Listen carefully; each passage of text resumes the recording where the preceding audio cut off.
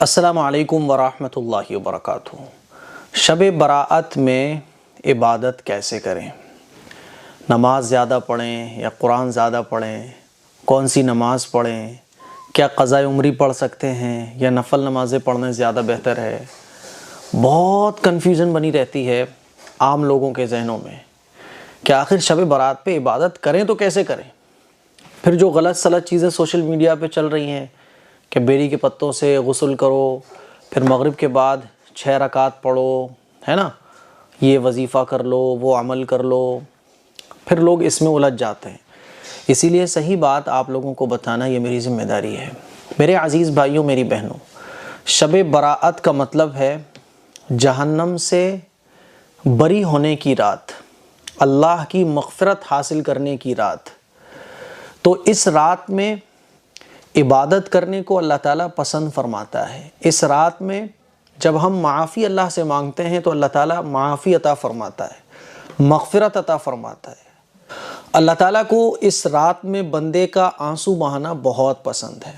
اللہ تعالیٰ کو اس رات میں بندے کا رونا، گڑ گڑانا، توبہ اور استغفار کرنا بہت پسند ہے۔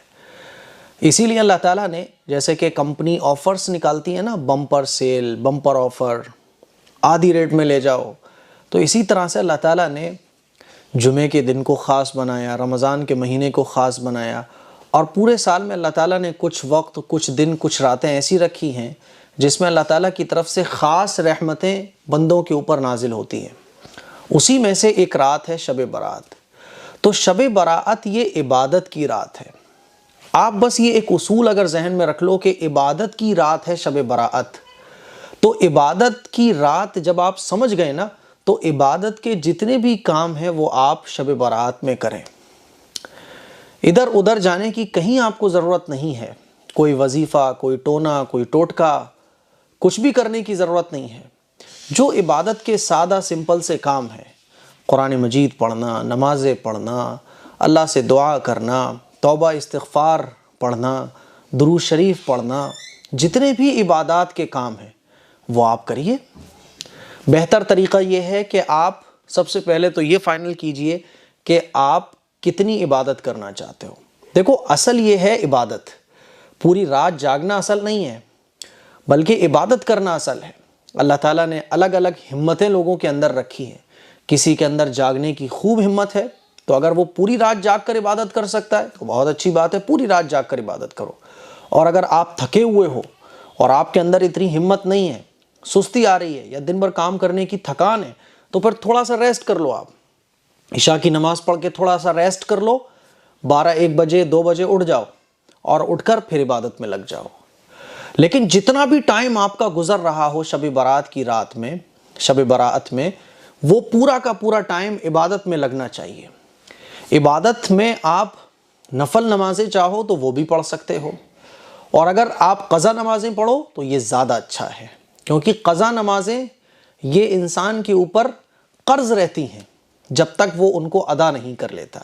اور نفل نمازوں کا مسئلہ تو یہ ہے کہ آپ پڑھ لو تو ثواب ہے، نہ پڑھو تو کوئی گناہ نہیں ہے۔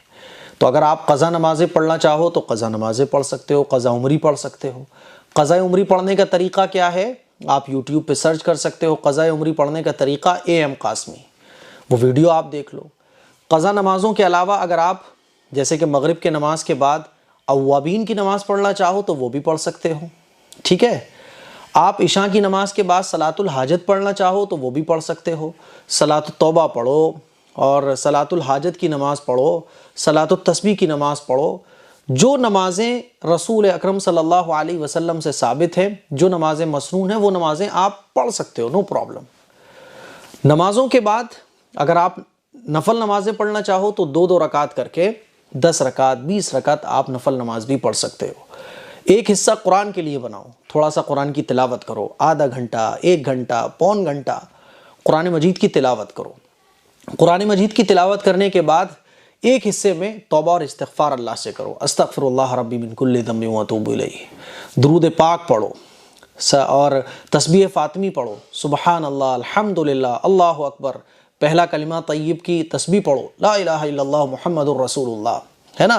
اور آخر میں دعا کا اہتمام، تہجد کے وقت یعنی سحری کا ٹائم ختم ہونے سے پہلے سحری کرنے سے پہلے پہلے اللہ سے خوب دعا مانگو، مغفرت کی دعا مانگو، آخرت کی تمام بھلائیاں اللہ تعالیٰ سے مانگو، دنیا کی بھلائیاں مانگو، تو آخری جو حصہ ہے وہ دعا کے لیے خاص کرو۔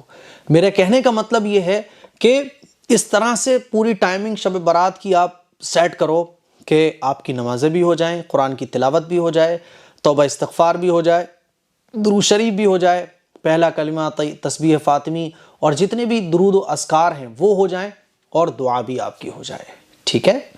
تو اس طرح سے آپ شب برات میں عبادت کر سکتے ہو۔ عبادت کے جتنے بھی کام ہیں وہ آپ کو شب برات میں کرنا ہے۔ عبادت کے کام آنکھ بند کر کے کرو آپ۔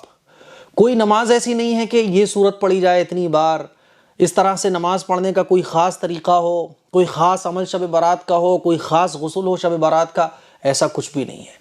اسی لیے سمپل سا آسان سا طریقہ ہے شب برات میں عبادت کرنے کا، جو میں نے آپ لوگوں کے سامنے پیش کیا، اور اگلے دن کا روزہ رکھ لو۔ اگر آپ کا قضا روزہ ہے پہلے سے تو قضا روزے رکھو، وہ زیادہ اچھا ہے، اور اگر آپ کا قضا روزہ نہیں ہے تو آپ نفل روزہ رکھ سکتے ہو، ٹھیک ہے؟ تو مجھے امید ہے کہ شب برات میں عبادت کرنے کا طریقہ آپ کو پتہ چل گیا ہوگا۔ اس کلپ کو شیئر کریں، دوسروں تک پہنچائیں۔ السلام علیکم ورحمۃ اللہ وبرکاتہ۔